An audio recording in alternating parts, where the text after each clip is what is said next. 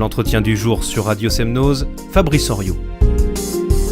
Nous allons parler aujourd'hui d'un projet humanitaire qui combine un parcours dans l'ensemble de l'Union européenne et une véritable performance sportive. Ce projet s'appelle Climb for Hope. En français, Nous grimpons, vous donner de l'espoir. Il permettra d'apporter de l'aide à des réfugiés, en particulier au camp de Krnjača en Serbie. J'ai le plaisir d'accueillir aujourd'hui Konstantin Storoženko, qui a conçu ce projet et qui est lui-même en train de le réaliser dans ses moindres détails et qui sera sur le terrain dans quelques semaines. Konstantin Storoženko, bonjour. Bonjour, c'est un plaisir d'être avec vous, merci. Merci à vous d'être dans les studios de Radio Semnose aujourd'hui. Comme votre nom l'indique, vous n'êtes pas d'origine française, alors je vais vous demander dans un premier temps de vous présenter et de nous dire d'où vous venez, un peu plus à l'est de l'Europe.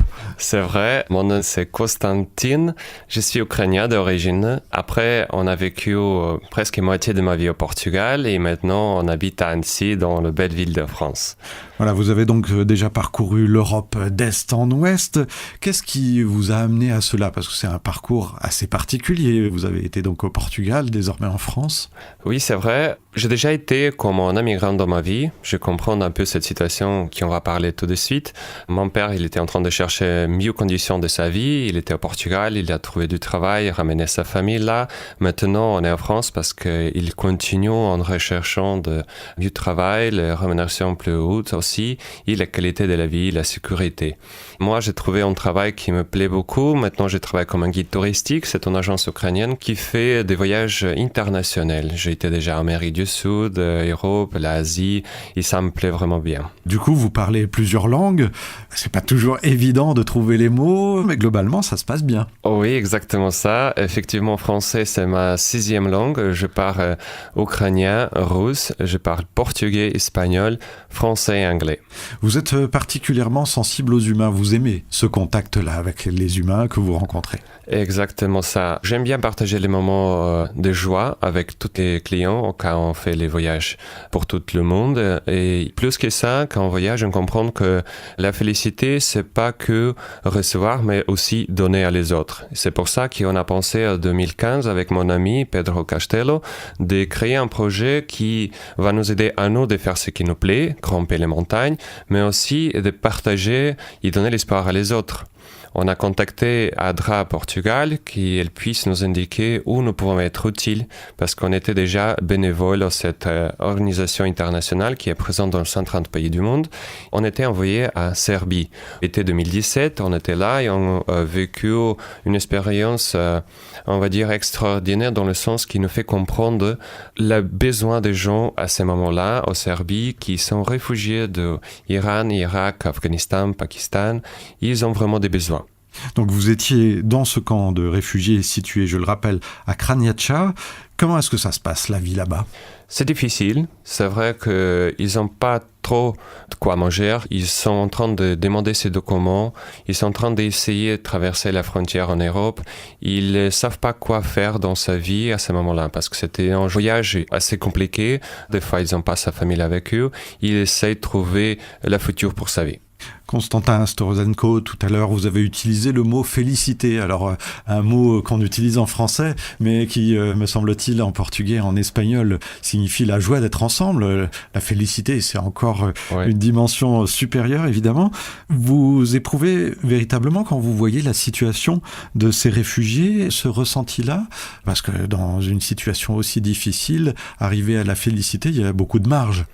Effectivement, la joie, elle est toujours présente dans la vie de ces réfugiés qui sont là. Même qu'ils sont dans une situation compliquée, ils essayent d'être joyeux. Ils ont quoi manger, ils ont quoi boire. Ils ont les possibilités que les communautés locales en Serbie, ils donnent aussi.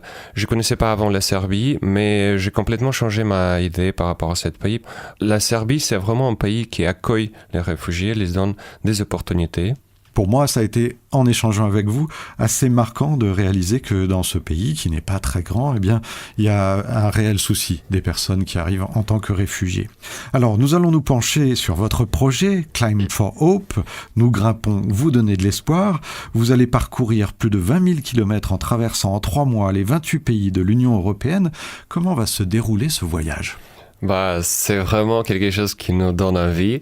On va prendre une voiture, on commence au mois d'août, on va faire tout un tour d'Europe, commençant pour le Mont Blanc, le plus haut de l'Union européenne, la montagne à 4810 mètres. Tout près de chez nous.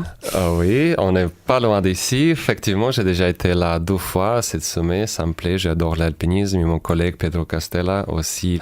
On cherchera de partager cette solution à crise migratoire qu'on essaie de trouver, c'est de donner l'espoir à les réfugiés en train de les donner l'éducation professionnelle. Ça veut dire dans chaque pays où nous allons, au-delà de grimper la montagne plus haute, on aura aussi des petites conférences, on aura aussi des petits moments de conversation avec les gens dans chaque pays en train de partager cette situation au Serbie. Alors, ce qu'il faut savoir, c'est que le voyage, vous l'avez déjà quasiment financé, c'est bien ça ? Exactement, le voyage, il est déjà sponsorisé, si on peut utiliser ce mot. Ça veut dire que toutes les charges de voyage ils sont déjà payées et toutes les dons seront 100% donnés à Adra Serbie pour faire ses cours professionnels. Voilà, pour ce camp spécifique de Kranjača, mais peut-être si vous récoltez beaucoup d'argent, cela servira plus largement encore. Exactement. Alors, encore une précision, c'est que vous allez donc parcourir les 28 points culminants de l'Union européenne à pied. Le reste du voyage, vous ne le faites pas à pied parce qu'en 3 mois, ce sera un petit peu compliqué, ça c'est certain.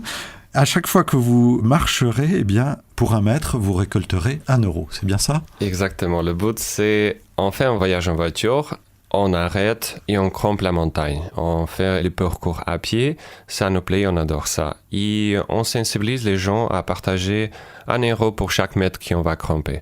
Pourquoi ? Parce qu'un café maintenant, ça coûte un peu plus qu'1 euro, et c'est presque rien pour beaucoup du monde, mais ça peut faire une vraie différence de la vie de quelqu'un.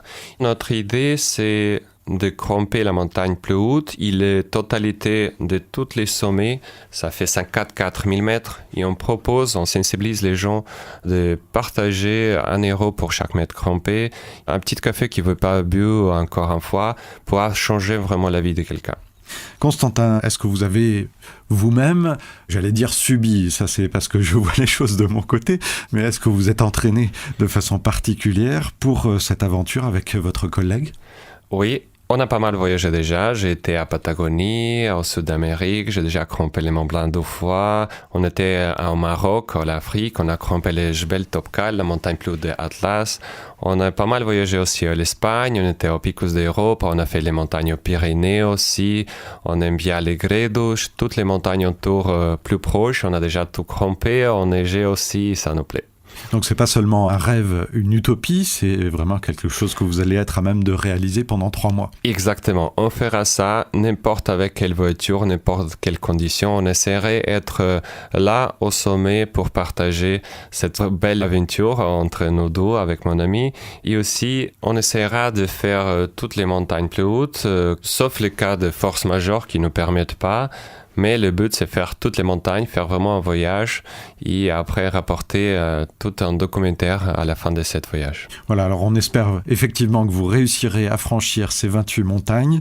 Vraiment, c'est l'objectif. Pour vous suivre, pour vous retrouver, pour vous soutenir, où aller, Constantin ? Sur le Facebook, vous pouvez chercher pour We Climb for Hope. C'est une page officielle avec logo des montagnes. Dans cette logo, ça s'écrit Climb for Hope. Une page Facebook, vous allez pouvoir suivre notre voyage. On va faire des publications journal avec les photos, vidéos et toutes les citations d'animation, de choix de notre voyage. Allez bien sur la page Facebook parce qu'il existe différents projets qui portent à peu près ce même nom, Climb for Hope, mais là il faut vraiment aller sur la page Facebook qui a pour intitulé We Climb for Hope.